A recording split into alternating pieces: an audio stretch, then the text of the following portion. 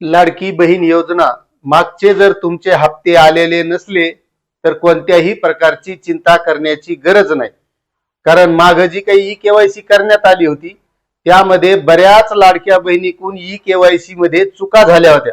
आता लाडक्या बहिणीने ई-केवायसी केली पण जो काही ई-केवायसी करून घेणार होता त्याच्याकडून त्या ऑप्शन मध्ये चुका झाल्या होत्या की यामध्ये नेमकं ऑप्शन कोणतं निवडावं आणि त्याच्यात महत्त्वाचे असे ऑप्शन होते। म्हणून या लाडक्या बहिणींची काळजी म्हणून सरकारनं पुन्हा एक सर्वात महत्त्वाचा असा एक निर्णय घेतलेला आहे आणि तोच निर्णय आपल्याला या व्हिडिओच्या माध्यमातून बघायचा आहे। त्यामुळे तुम्ही जर आपल्या चॅनलवर नवीन असाल तर चॅनलला सबस्क्राइब करा, व्हिडिओला लाईक करा आणि जास्तीत जास्त लाडक्या बहिणींना शेअर करा। आता मागे जी काही ई-केवायसी झाली होती त्यामध्ये बऱ्याच महिलांकडे म्हणजे लाडक्या बहिणींकडे कोणाकडे 4 व्हीलर गाडी आहे, काही नोकरीला होत्या आणि त्याने लाभ घेतला होता।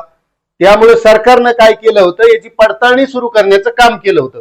मात्र यामध्ये ज्या काही पात्र लाडक्या बहिणी होत्या त्याच्याकडून ते ऑप्शन चुकले होते आणि त्याची तारीख होती 31 डिसेंबर 31/12/2025 पर्यंत केवायसी करायची होती।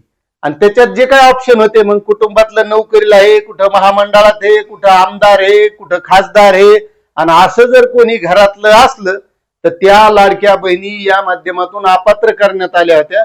पुन्हा ज्याच्याकडे 4 व्हीलर गाडी आहे अशा सुद्धा अपात्र केल्या होत्या। आता त्याच्यात ज्या पात्र होत्या त्या सुद्धा अपात्र झाल्या कारण ते ऑप्शन निवडताना लक्षातच नाही आलं हो करायचं का नाही करायचं।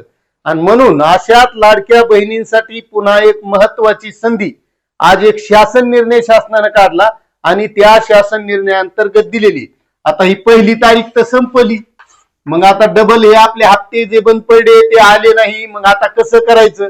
म्हणून बऱ्याच लाडक्या बहिणींची ओरड सुरू झाली की आमचा हप्ता आला नाही, आमचा हप्ता आला नाही। आणि आता ज्या ज्या लाडक्या बहिणींना आतापर्यंतचे हप्ते आलेले नाहीत त्यांना आता ही ई-केवायसी केल्याच्या नंतर त्याचे रखडलेले सगळे हप्ते एकदाच त्याला मिळणार आहेत। आता त्यामुळे याची पुन्हा तारीख वाढवलेली आहे 31 मार्च पर्यंत, 31 मार्च 2026 पर्यंत ई-केवायसी करण्याची पुन्हा एक संधी लाडक्या बहिणीला आलेली।